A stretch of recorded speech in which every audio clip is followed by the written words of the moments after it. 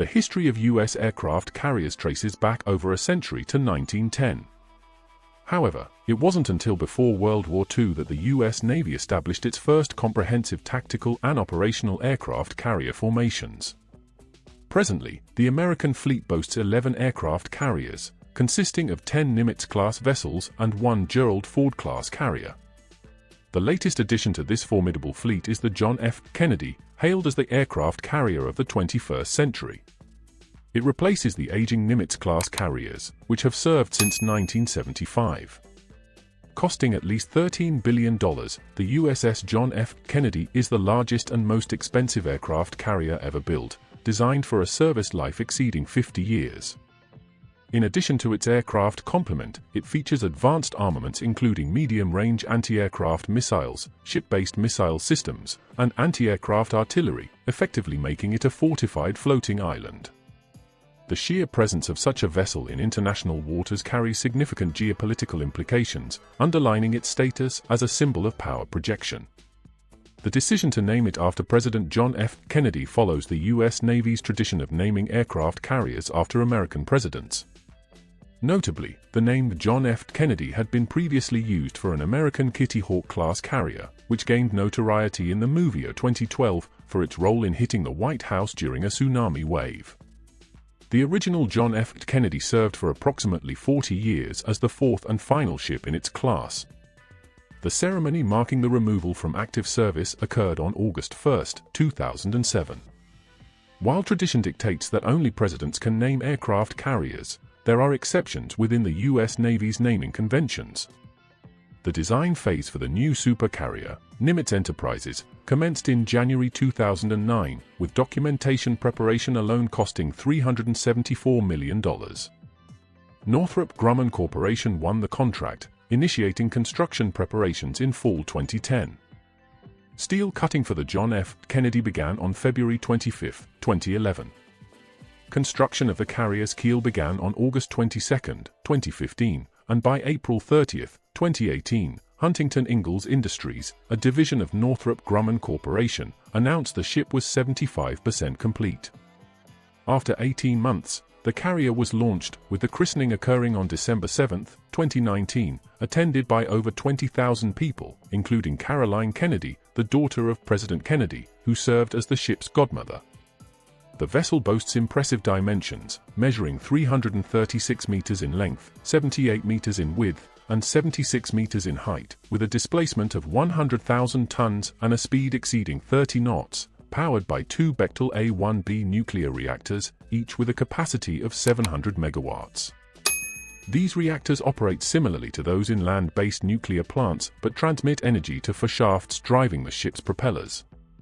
The carrier's autonomy in navigation is primarily limited by its provisions, with enough food on board to sustain over 4,500 personnel and service members for 100 days of sailing.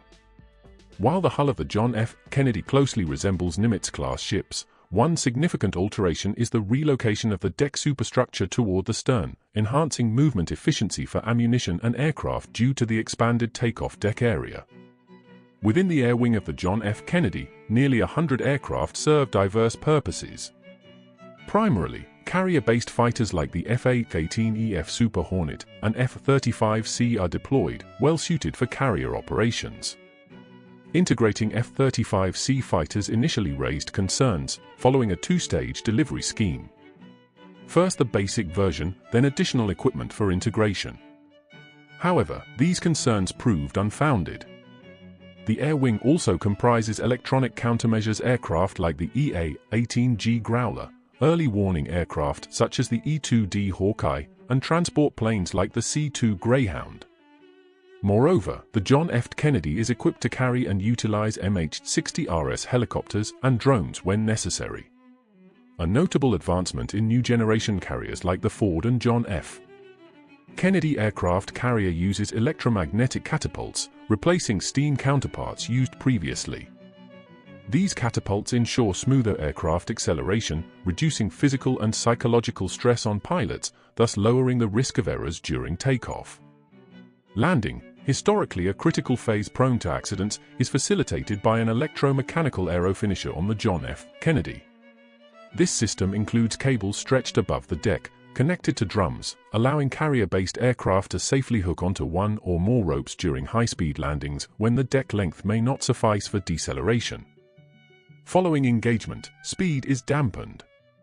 The aerofinisher system, alongside the cable device, comprises a hydraulic brake, a mechanical block, and electric motors generating operational energy. During aircraft braking, the control system, utilizing bypass valves, continuously adjusts pressure and fluid flow in the hydraulic braking system, ensuring smoother deceleration. The aerofinisher can be tailored to accommodate aircraft of varying weights, hinting at the potential for the John F. Kennedy to handle sixth-generation carrier-based fighters.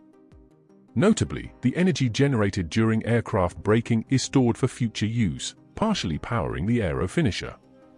A catapult and aerofinisher are indispensable for aircraft carriers, particularly supercarriers, underscoring their essential role.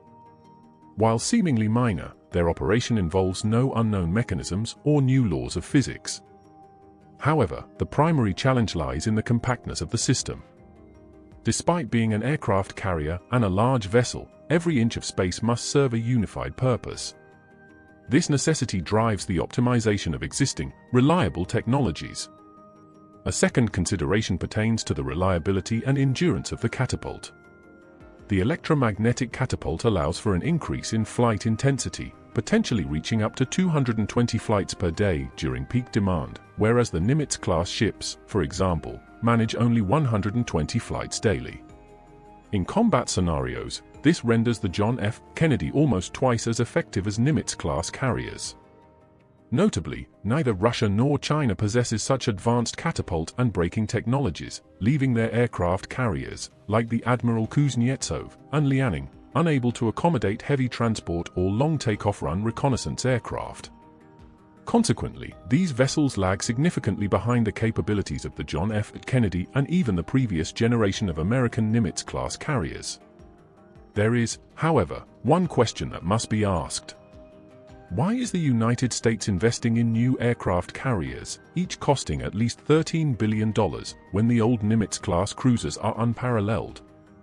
The answer lies in service life.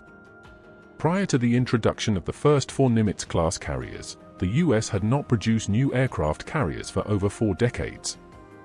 The inaugural Nimitz carrier, CVN-68, commenced service on May 3, 1975.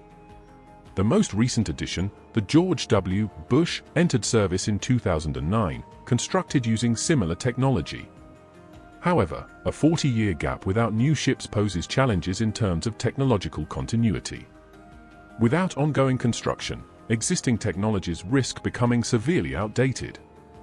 The evolving threat landscape, particularly the development of potent means to destroy floating airfields by Russian and Chinese forces, underscores the increasing vulnerability of aircraft carriers. Furthermore, technical malfunctions often render active American Nimitz-class carriers idle at Norfolk, the world's largest naval base.